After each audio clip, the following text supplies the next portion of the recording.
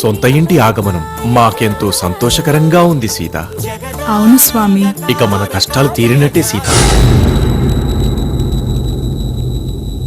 ఆనందంగా ఉండాల్సిన సమయంలో ఈ విచారమేలా స్వామి?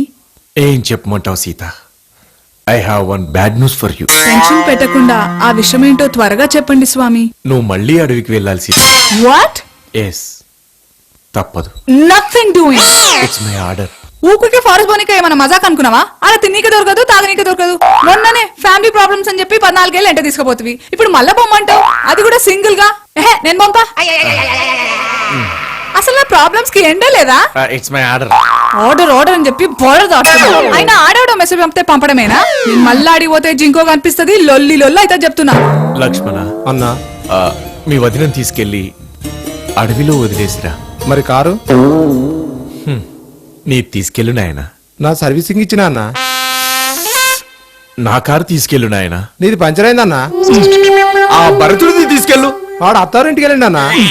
ఎలాగోలా చేసి తీసుకెళ్ళరా నాయనా. పాటలు పాడతాం, డాన్సులు చేస్తాం, చరిత్రలు చెప్తాం. సార్ మేము మస్తు పాడతాం సార్ పాటలు. వలదు నాయనలారా, వెళ్ళిరండి. సార్ మీ చరిత్ర గురించి మస్తు విన్నాం సార్, ఒక పాట విని రాదే?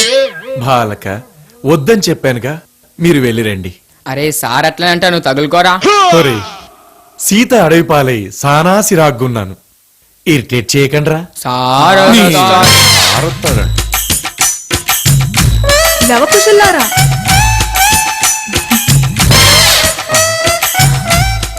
సీత, నేను మళ్ళీ ఇడికి వచ్చింది. సీత, ఈడ కూడా ఉండనియాడా? సీత, సీత, మమ్మీ. జగదానందకారక జయ జానకి ప్రాణనాయక శుభ